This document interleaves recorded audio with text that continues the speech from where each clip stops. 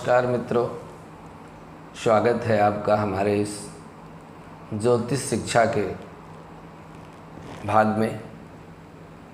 आप इस समय ज्योतिष शिक्षा का ज्ञान अर्जित कर रहे हैं, जो उसका बेसिक है, जिस पर हमको आगे कुंडली बनाना, कुंडली का फलादेश करना और कर्मकांड भी आप सीख रहे हैं। कर्मकांड में आप अभी तक जो चीज़ें सीखी है उसमें से आपको आगे और ले चलेंगे।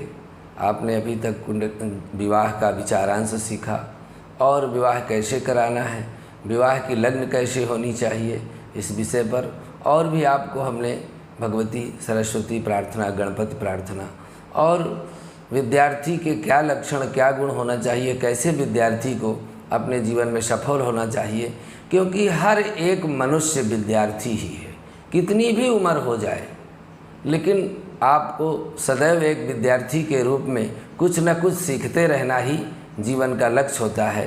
प्रत्येक ज्ञानी मनुष्य जीवन के अंतिम क्षणों तक कुछ न कुछ ज्ञान अर्जित करके ही रहता है। क्यों करता है? स्कूल की शिक्षा के बाद निरंतर कुछ न कुछ शास्त्र सुचिंतित पुण्य देखिए, शास्त्रों का अध्ययन बार बार करते रहना चाहिए। कहते हैं कि जीवन में मनुष्य को 3 चीज़ें पूर्व से रक्षित प्राप्त होती हैं। क्या है? पूर्व जन्मनि यद विद्या, पूर्व जन्मनि यद धनम, पूर्व जन्मनि यद स्त्री, तो अग्रे धावती धावती। ये 3 चीज़ें पिछले जन्म की मनुष्य को प्राप्त होती हैं, जिसमें विद्या, जितनी विद्या आपने इस जन्म में पढ़ लिया है वह विद्या आपकी जन्म जन्मांतर तक हमेशा, शरीर कितने भी बदले, विद्या वही रहेगी। इसीलिए एक पिता से 4 संतानें पैदा होती हैं और चारों की शिक्षा अलग अलग होगी, क्योंकि शिक्षा हमारी पूर्व जन्म की है। पूर्व जन्मन यद विद्या, सभी संतानों का धन अलग अलग होगा। पिताजी के बंटवारे में तो सबको बराबर मिलता है, लेकिन कोई धनवान हो जाता है, कोई गरीब हो जाता है, क्योंकि पूर्व जन्म की विद्या, पूर्व जन्म का धन और पूर्व जन्म की स्त्री ही मनुष्य को संचित प्रारब्ध के रूप में प्राप्त होती है।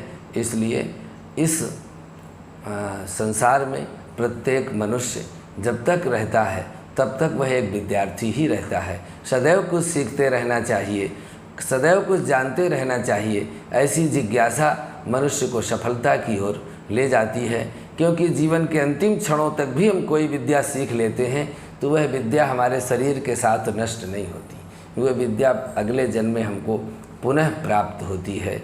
इसीलिए मित्रों, आप देख रहे होंगे कि बहुत से लोग पढ़ने का बहुत प्रयत्न करते हैं, माता पिता बहुत पैसा लगाते हैं, लेकिन पढ़ नहीं पाते।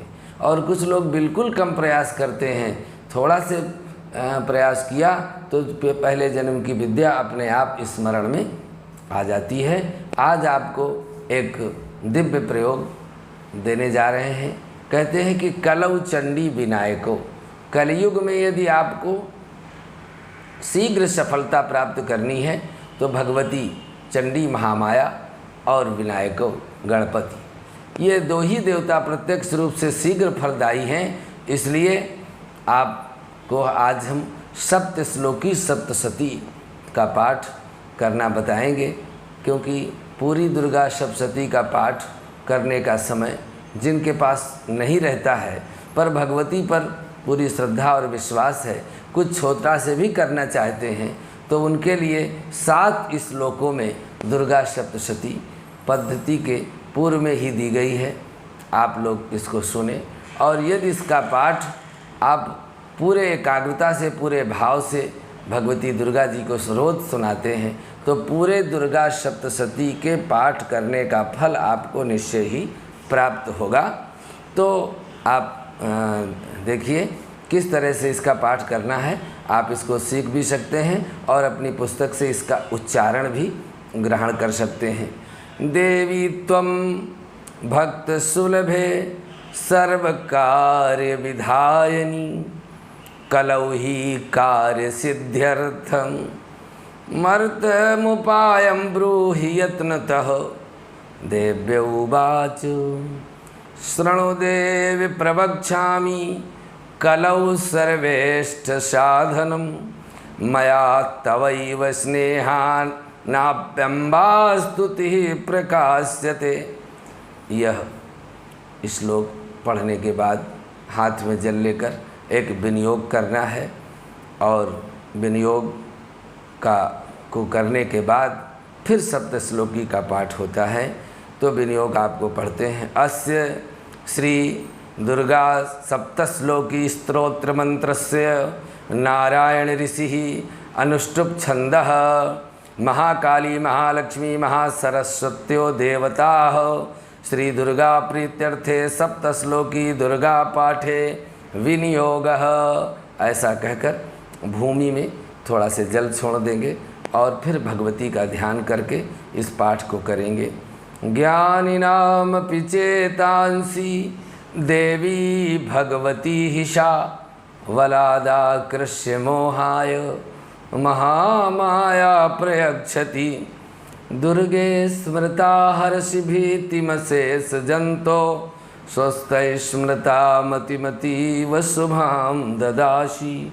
दारिद्र्य दुःख भयहारणिका तुदन्य सर्वोपकार करणाय सदार्धचित्ता।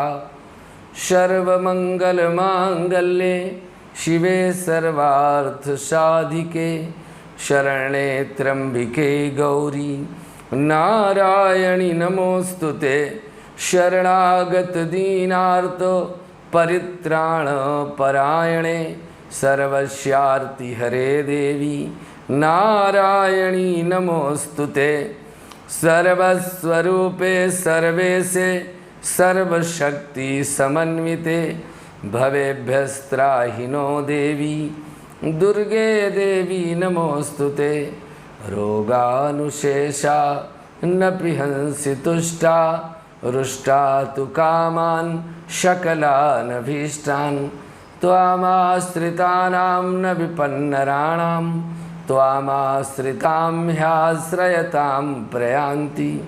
सर्वा बाधा प्रशमनं त्रैलोक्यस्याखिलेश्वरी एवमेव त्वया कार्यम् अस्मद्वैरी विनाशनम्।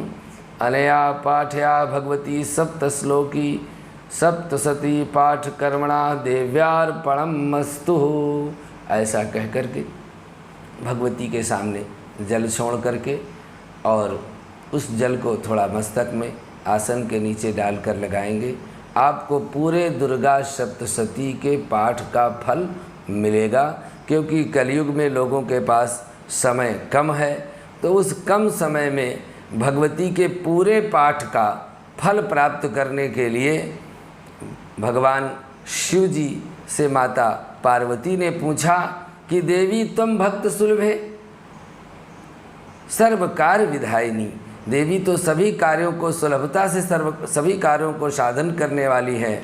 तो भगवती कहती हैं कि हे महादेव कलौ ही कार्य सिद्ध्यर्थम, कलयुग में सभी कार्यों को सिद्ध करने के लिए कोई छोटा सा आप उपाय बता दीजिए। तो भगवान शिव कहते हैं कि शृणु देवी प्रवक्ष्यामि कलौ सर्वेष्ठ साधनम, सभी साधनों में श्रेष्ठ है और सभी कार्यों को साधने वाला है। मया त्वयैव स्नेहान, मैं आपके स्नेह से यह अम्बा जी की स्तुति प्रकाशित करता हूँ। आशा नहीं विश्वास है कि आप सब लोग इस पाठ को निश्चित रूप से सूक्ष्म यदि दुर्गा सप्तशती करना चाहते हैं तो आप इसको करेंगे और पूरे सप्तशती का पाठ का फल आपको प्राप्त होगा।